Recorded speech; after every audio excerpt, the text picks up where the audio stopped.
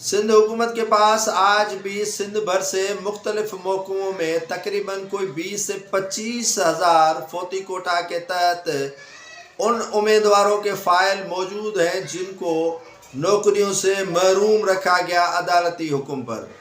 Supreme court نے حکم کیا دیا؟ سندھ حکومت نے ان فائلوں پر نظر ثانی کرنا چھوڑ دی۔ وزیر جو اعلیٰ سندھ ہیں انہوں نے جلدی سے نوٹیفیکیشن نکلوایا کہ اب فوتی کوٹا کے تحت نوکری نہیں دی جائے گی۔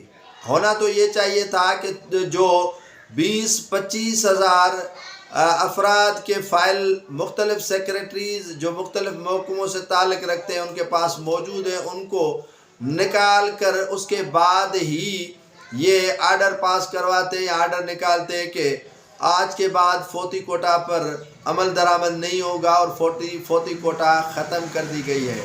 لیکن ہوا یوں نہیں۔ لیکن جو امیدوار ہیں ان کی تعداد 25 ہزار سے زائد ہے۔ انہوں نے گڑھی خدا بخش میں 27 دسمبر کو شہید محترمہ بے نظیر بھٹو کی 17ویں برسی کے موقع پر احتجاج کرنے کا اعلان کیا ہے۔ وہ گڑھی خدا بخش جائیں گے اور شہید ذوالفقار علی بھٹو اور بے نظیر شہید کو شکایات کریں گے کہ آپ ہی کی حکومت نے ہمارے ساتھ کتنا ظلم کیا۔ جن کے گھروں میں چولہا نہیں جلتا تھا یا جن کے گھروں میں کفیل کوئی نہیں تھا، اگر وہ برسر روزگار ہو جاتے تو یقیناً ان کے گھر میں کوئی چولہا جلتا اور ان کی فیملیز کو بڑی جو ہے وہ حوصلہ افزائی ملتی۔ لیکن حکومت نے عدالت کے تمام احکامات پہلے سے منوعاً تسلیم تو کر لیے ہیں، لیکن اس پر بڑی جلدی کر دی۔ اس پر ایسی جلدی کر دی کہ فوراً ہی جو لا سیکریٹری تھے یا مختلف محکموں کے سیکریٹری تھے، چیف سیکریٹری تھا،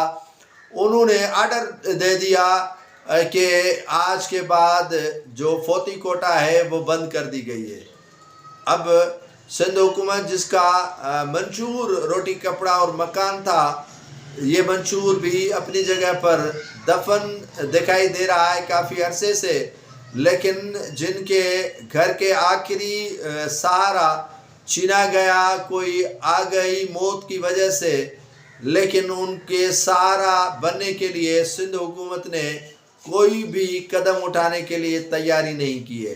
عدالت میں یہ ریویو پٹیشن میں بھی جا سکتے تھے اور عدالت سے ریکویسٹ بھی کر سکتے تھے کہ اگر فوتی کوٹا کے تحت کسی امیدوار کو نوکری دی جائے گی تو ہمارے کون سے گھر سے رقوم جا رہی ہے۔ لیکن سندھ حکومت نے تو بڑا ہی عجلت میں کام کر دیا اور اس سے 25 سے 30 ہزار امیدوار جو ہیں وہ نوکریوں سے محروم ہو جائیں گے۔